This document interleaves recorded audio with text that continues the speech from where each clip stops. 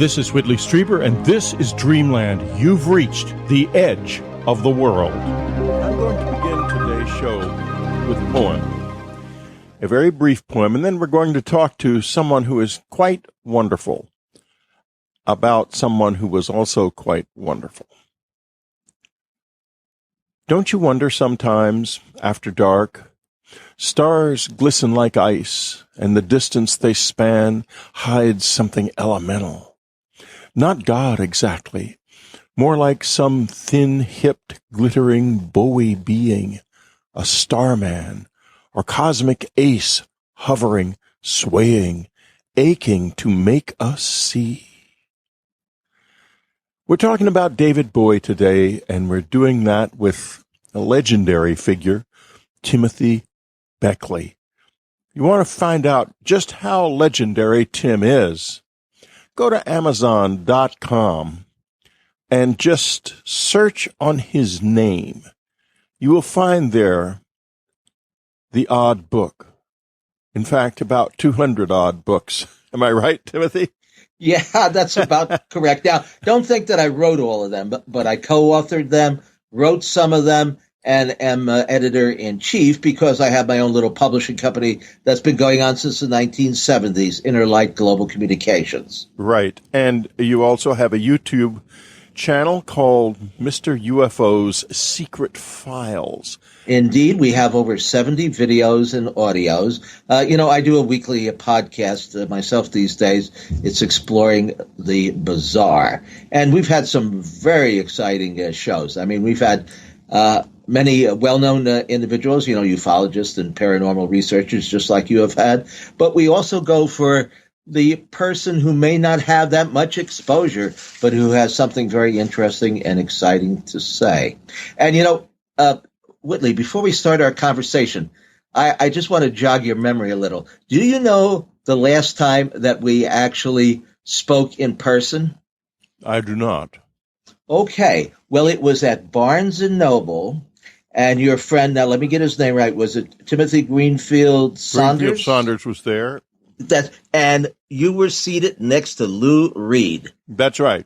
Yeah, okay. Lou and Timothy and I were friends. That's right. And I was in the audience, and I got up and I asked Lou Reed a question. I said, Lou, have you ever had a UFO sighting, or have you ever been abducted? And in true Lou Reed fashion, he kind of mumbled under his breath, no, I haven't, but maybe I will on the way home tonight. Yeah, well, he was really interested in the subject. Yes. So interested that at dinner more than once, I said to him, I think maybe you have had experiences that you don't consciously remember. Mm-hmm.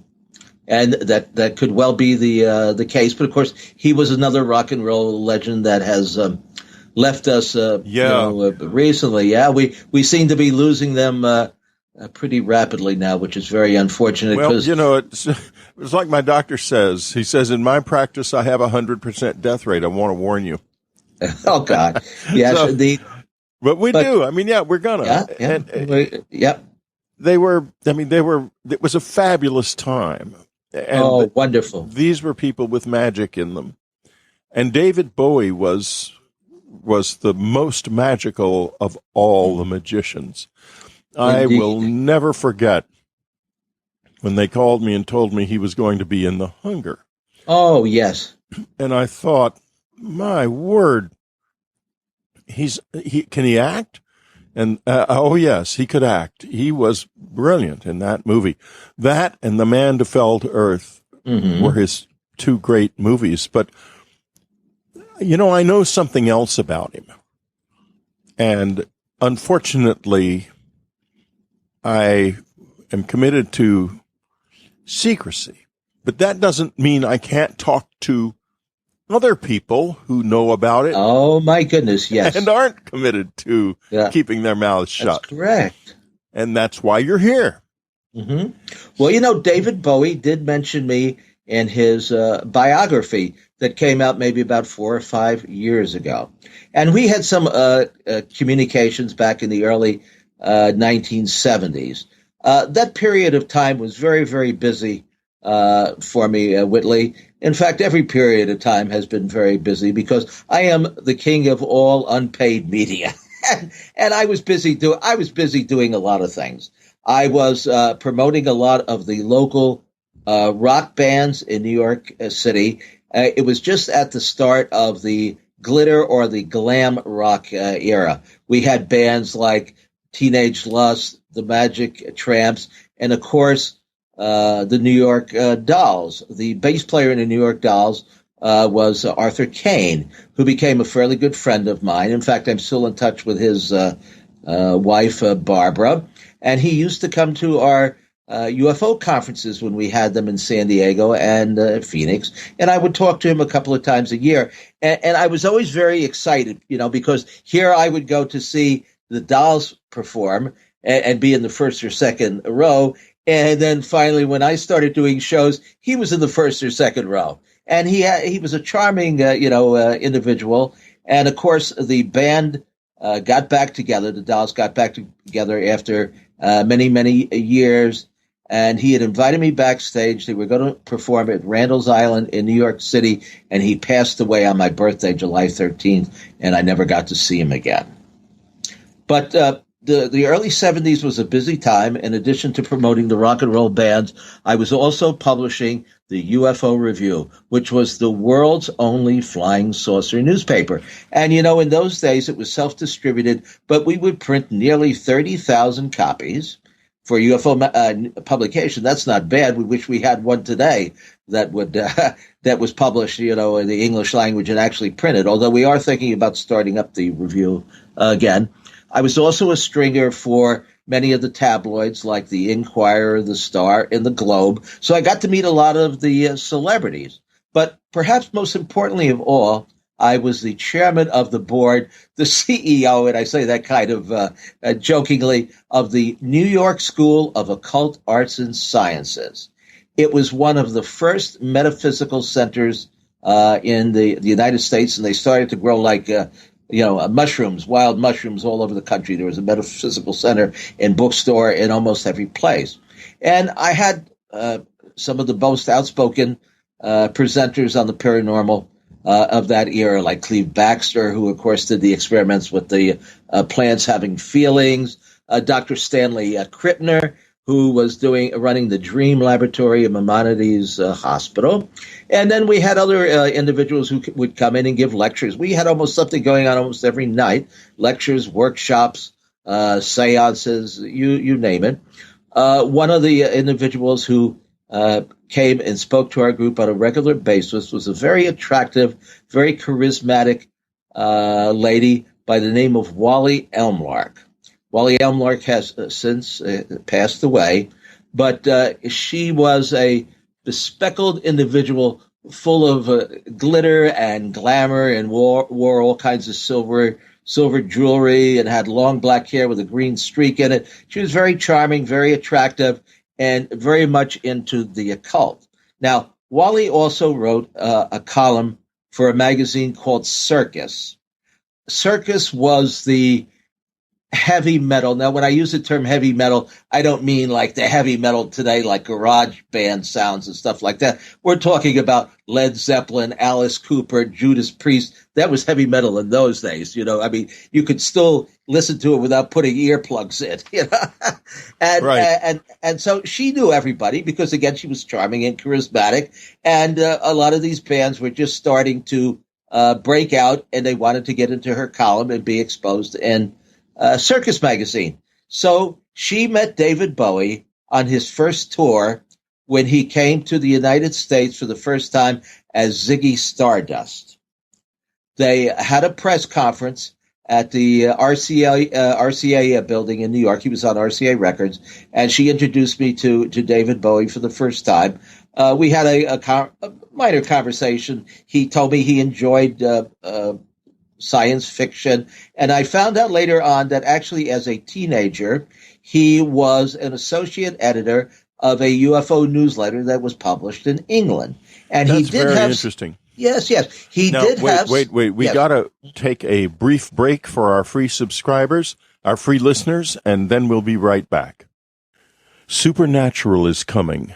a new vision of the unexplained by me and my colleague Jeff Kripal. It takes a completely new look at what is arguably one of the most ancient and most important experiences mankind has ever had. We now call it the close encounter experience, but we're right on the edge of finding out something truly new about it and about us. We have the tools. Read Supernatural and find out what they are. This is truly a new beginning. You can pre-order from Amazon or Barnes & Noble, or you can pre-order from your local bookstore, but don't miss this one. This is truly new. It's a breakthrough. Whitley Strieber is the legendary author of Communion, Transformation, The Greys, Superstorm with Art Bell, and so many more. You can find out more on his author website, Strieber.com.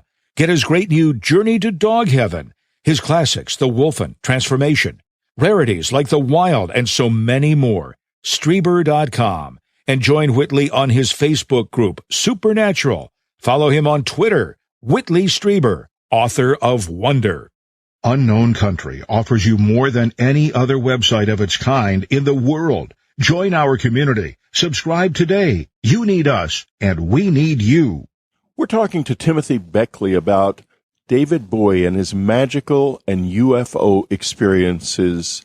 You can reach Tim at his YouTube channel, Mr. UFO's Secret Files. Also, go to Amazon and search on the name Timothy Beckley. You will see a number of books, a very large number of books, and a lot of them are absolutely fascinating. And the ones that aren't absolutely fascinating are incredible. So now you were just getting into David's UFO newsletter when he was a kid. That's right. Yeah, he was. I guess his musical career started pretty early on. I think by 18 he had his first album out. But before that, he was very much interested in UFOs. I researched his life quite a bit, and we did have some mutual friends. And I do believe that he emailed me once or twice about the passing of my friend Wally. He was very interested in knowing what had happened to them because they had worked on a spoken record together with Robert Fripp and Mark Bolan of T-Rex. See, now, Wally believed that there was kind of a triad of music, that there were these star children being born into earthly bodies, and a lot of them were being born as musicians to change the social structure of society. That would be in addition to David Bowie, Mark Bolan, who is very famous with T-Rex, the band, also British, and, of course, Jimi Hendrix. And all three of these individuals were very interested in the metaphysical and in the occult, but no more than David Bowie. Well, actually, Jimi Hendrix was to a large extent, but that's a separate show in itself. Okay, so David Bowie was an editor of a UFO newsletter while he was a teenager, still living in England, of course. And he also had a number of UFO sightings. In fact, he was quoted as saying that he saw UFOs on a number of occasions and that they would come over almost nightly at the same time. Now, we're not talking about objects far up in the sky. We're not talking about satellites or meteorites. In fact, he described one object that he said came down very low over his head and the other teenagers that he was with. He said it was a very strange machine indeed, and he wasn't sure whether it was a physical craft or it was a projection from another dimension. In his music, of course, Ziggy Stardust, and later on in some of his other albums and in his other tunes, he also spoke a lot about cosmic things. He was a very, very cosmic individual, and he seemed to believe in time travel and in other dimensions, and he was interested in quantum physics and things along that line. So this one time, this machine came down very low, and he was just enthralled by this. I mean, the Of subject course. just seemed to have fascinated him.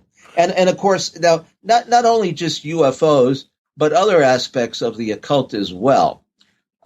In fact, he was living in California at the time, and I guess he had just made been successful. His albums had started to sell, and the royalty checks that the record company seemed to hold back forever started to come in. And he had enough to move into a very nice house just outside of L.A.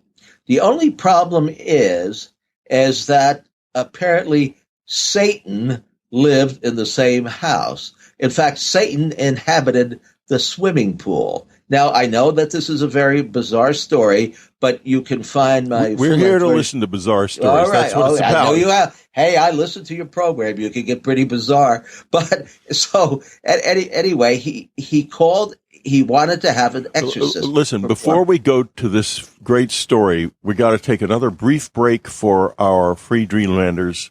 We'll be right back. Go to Amazon, search on Timothy Beckley, Beckley. You'll find 200 books. Search that library, and you will find some books that are just speaking straight to you. His YouTube channel is Mr. UFO's Secret Files. Now let's dive into that swimming pool. God help us. Oh, my goodness. Okay, so there was something strange about the swimming pool. It bubbled.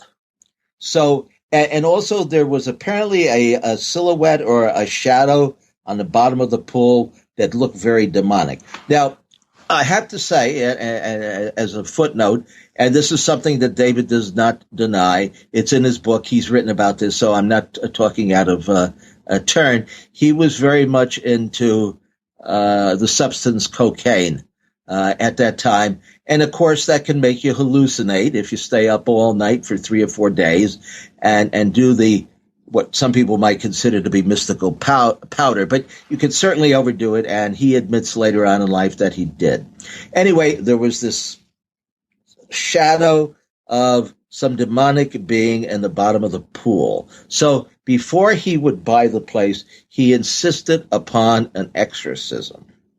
So what did he do? He had Cherry Vanilla, who is kind of like, I hate to say stage mother, but his associate at the time. She was a very charming, beautiful, red-haired woman who was also a poet. And she was at least partly responsible for the momentum of his career in the early days. She knew Wally Elmlark, and she had Wally do a ritual, an exorcism. And they performed it at the pool. And while they were doing it, I understand that the pool started bubbling over. Anyway, this kind of freaked David out, but he did move into the house.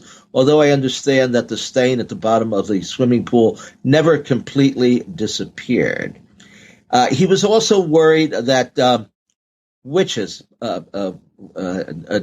doing negative work, black magic and all, were trying to steal his DNA or his semen in order to create a demon child. I mean, that's something right at. What's strange about that is that it's like what we call in the close encounter phenomenon a cover memory, because that happens. That happened to me. I did have my semen stolen and maybe my DNA as well. I don't know, but it literally does happen, and maybe it happened to him.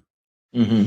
Anyway, he was perhaps due to his paranoia, he was even more a little bit worried about this. Anyway, so he did stay in touch with Wally Elmlark, my associate at this occult center, for quite a period of time. In fact, I would intermittently, be a guest in her house, and I answered the phone a couple of times, and it was David Bowie on the other line. He was a very charming individual. I don't know. Did you ever meet him, Whitley? No. Well, he was not only charming and charismatic, but he was massively intelligent. I mean, he was very well read. He was very well schooled, and he was enthralled by anything. I mean, he seemed to have a multitude of interests. One of them being UFOs, and the other being the occult. I think later on in life he got into Buddhism on a pretty big time basis. But he also had Cherry Vanilla, who was, like I say, his associate at the time, tells this story, and it was reprinted in a newsletter that they put out in the early days of David's career. Apparently, he was in a hotel room with some fans after a concert, and Cherry Vanilla was there, and they had the radio on. And the radio, the announcer, perhaps on the newscast, I guess, made an announcement that a flying saucer had crashed somewhere in the desert. Now, he never specified where it was, and they tried to track down the origins of the story, and were never very successful in doing it. Anyway, the object had crashed in the desert, and there were at least 2 occupants on board, and they had both died because of the crash. Well, he was very upset about this, as if he had lost a close friend or something. And for a long time, they tried to track down that story to see where it took place and what the circumstances were around it, but never were able to. I mean, some of the stations denied that they ever played the story. Others said that they did, but it just came off the wire service, and so it kind of left a blank, in his mind. And I guess to the end, he never really found out what he was trying to find out, where this incident took place. It was well after the incidents at Roswell or Kingman or Aztec, so. This would have had to been in the, I guess, maybe 1974 or so. He was still performing as Ziggy Stardust at that point.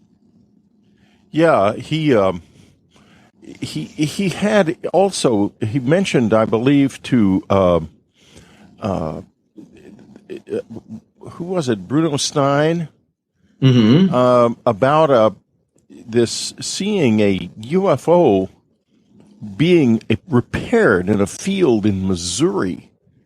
Do you remember that? Anything about that? Well, I do remember reading it, but again, there wasn't any great detail about what had happened. There was also a rumor that he did have an implant, that he believed that he had been implanted, right.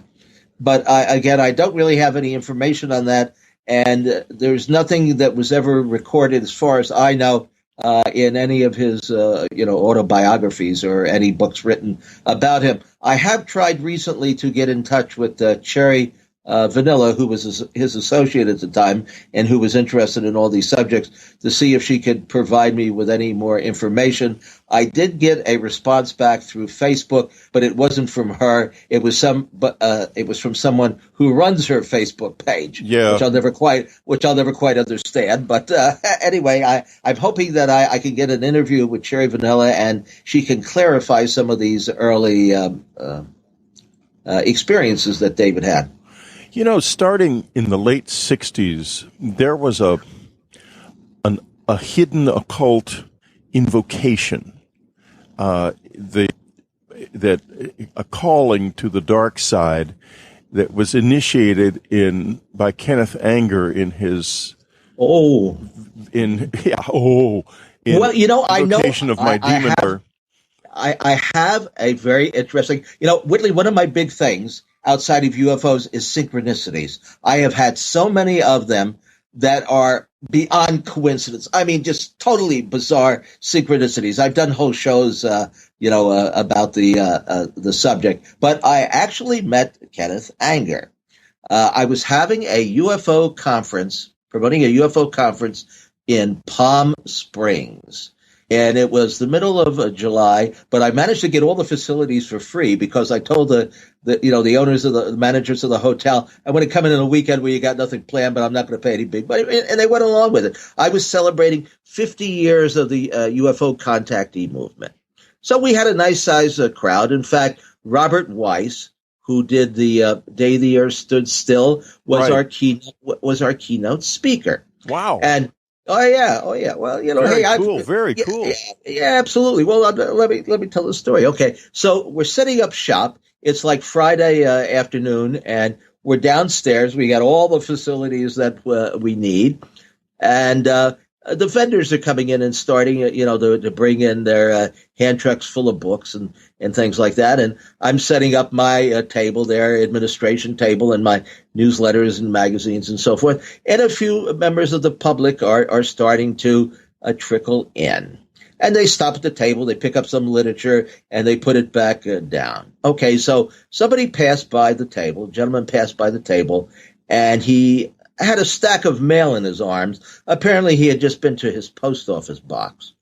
And I didn't realize this, but he picked up the magazine, put the magazine down, but his mail remained on the table. So after a minute or two, I saw it there, and I picked it up, and I noticed that the envelopes were addressed to a Kenneth Anger. And wow. I had searched out, because they were not necessarily easy to get, some of his early, very underground, esoteric, metaphysical, totally off-the-wall films.